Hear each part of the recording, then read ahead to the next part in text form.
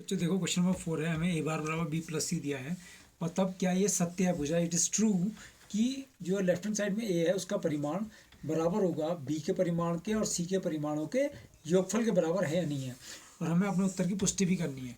तो हमें दिया क्या है, ए बार बराबर बी प्लस सी बार।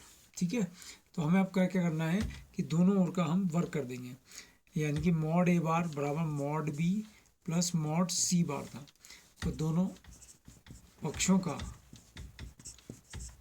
वर्ग करने पर, बल्कि आप इसको ऐसे मत लीजिए, मेरे हिसाब से तो इसको ऐसे लीजिए, ए मॉड ए बार बराबर मॉड बी प्लस सी, ऐसे ले लीजिए इसको।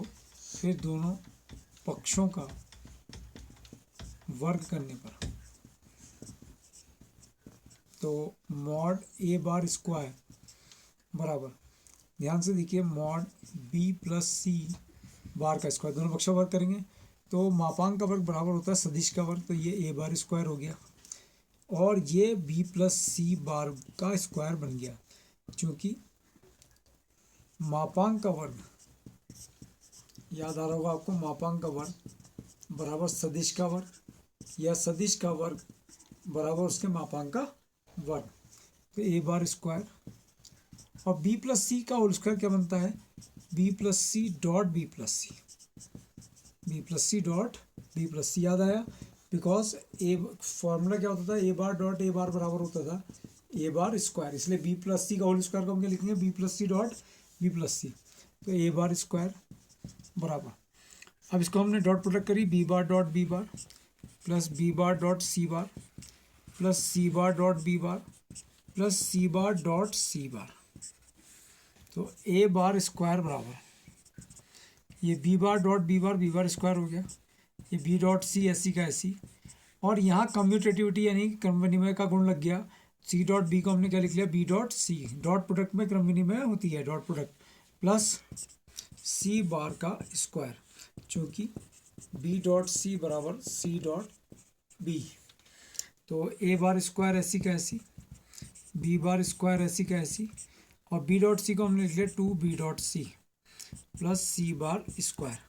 अब आप अच्छी तरह जानते हैं कि मान लिया कि बी और सी के बीच का कोण थीटा है, तो ए बार स्क्वायर बराबर बी बार स्क्वायर प्लस 2, इसको ये हो गया B C cos theta, B C cos theta plus C bar square.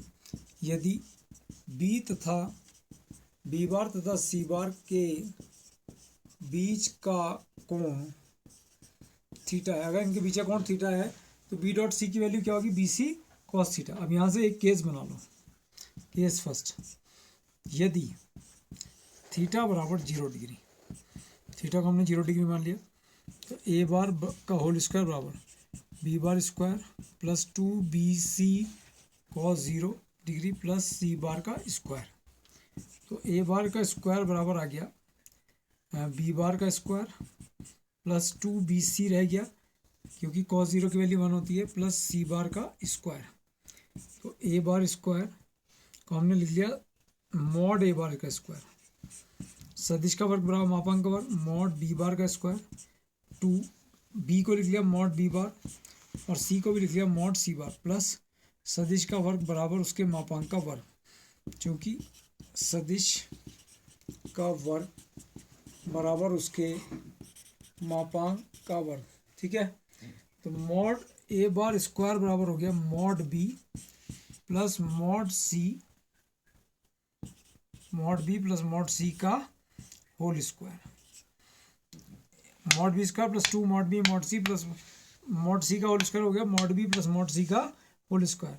और दोनों पक्षों का हमने क्या ले लिया, दोनों पक्षों का वर्गमूल लेने पर, स्क्वायर रूट लेने पर, तो मॉड ए बचा क्या लिया और यहाँ बच गया mod B plus mod C. तो मॉड ए बराबर mod B plus mod C सत्य तब होगा जब थीटा बराबर 0 डिग्री होगा, जब थीटा की वैल्यू 0 डिग्री होगी तभी ये वैल्यू जो थी मॉड ए बराबर mod B plus mod C क्या होगी, सत्य होगी, अन्यथा सत्य नहीं होगी। क्वेश्चन नंबर 5 पर आ जाइए। x का वह मान ज्ञात करना है जिसके लिए ये x इंटू आई cap plus J cap plus K cap क्या है, एक मात्रक सदिश है। ये एक्स आई cap plus J cap plus K cap क्या है, मात्रक सदिश, क्योंकि because x I cap plus J cap plus K cap एक मात्रक सदिश है, इसलिए इसका जो मापांक होगा वो किसके बराबर होगा, अगर ये मात्रक सदिश है 1 के बराबर होगा। इसका मापांक किसके बराबर होगा, 1 के बराबर होगा। और ये मापांक के अंदर आ गया एक्स आई कैप प्लस एक्स जे कैप प्लस एक्स के कैप बराबर 1। ठीक है, अब इसका मापांक निकाल लीजिए। तो मापांक आप जानते ही हैं, आई कैप के गुणांक का स्क्वायर प्लस जे कैप के गुणांक का स्क्वायर प्लस के कैप के गुणांक का इसका 1, और अंडर रूट के अंदर आ गया 3x स्क्वायर बराबर 1, तो ये आ गया √3 x बराबर 1, और x की वैल्यू आ गई 1/√3। ये हमारा आंसर आ गया। और इसी वीडियो में हम एक क्वेश्चन और करने जा रहे हैं, क्वेश्चन नंबर 6, जो कि मोस्ट इंपॉर्टेंट क्वेश्चन है। क्वेश्चन नंबर 6 जो है वो मोस्ट इंपॉर्टेंट क्वेश्चन है। ध्यान से देखिए, दो सदिश हमें दिया है, ए बार जो है 2i cap plus 3j cap minus K cap है, और बी बार जो है I cap minus 2j cap plus K cap के परिणामी, यानी कि ए बार और बी बार के परिणामी के समांतर एक हमें सदिश ज्ञात करना है जिसका परिमाण 5 इकाई है। ठीक है, किसके समांतर, ए बार और बी बार के परिणामी समांतर। तो लिखो ए बार तथा बी बार का परिणामी। इसका परिणामी जो होता है बच्चों वो होता है ए बार प्लस बी बार। ए बार और बी बार का परिणामी क्या होता है, दोनों को जोड़ देंगे परिणामी निकालने के लिए। तो 2i cap plus 3j cap और माइनस का K cap plus I cap minus 2j cap plus K cap. तो यहाँ पर आप देखिए 3i cap plus J cap और प्लस 0.k कैप, ये इसका परिणामी आ गया। ठीक है, तो अब परिणामी के समांतर एक हमें एक ऐसा सदिश ज्ञात करना है जिसका परिमाण जो हमें दिया है, परिमाण कितना दिया है, वो दिया है 5 इकाई। तो पहले हम क्या करेंगे, परिणामी जो है हमारा आया है ए प्लस बी जो हमारा आया है, इसकी दिशा में हम इकाई सदिश निकालेंगे। तो परिणामी ए बार प्लस बी बार की मान लो माना परिणामी ए बार प्लस बी बार की दिशा के अनुदिश की दिशा में इकाई सदिश या मात्रक सदिश सी कैप मान लिया हमने। क्या मान लिया, सी कैप। तो सी कैप बराबर आ गया उस सदिश को, यदि हम जिसकी दिशा में हम इकाई सदिश निकाल रहे हैं, यदि उस सदिश को उसके मापांक से भाग दे दें तो उसकी दिशा में हमें क्या मिल जाता है, इकाई सदिश। तो सी कैप की वैल्यू आ गई 3i cap plus J cap plus 0.k cap. ठीक है, अभी हमारे पास आ गया अंडर रूट के अंदर आई कैप के गुणांक का स्क्वायर 3 का स्क्वायर प्लस 1 का स्क्वायर प्लस 0 का स्क्वायर।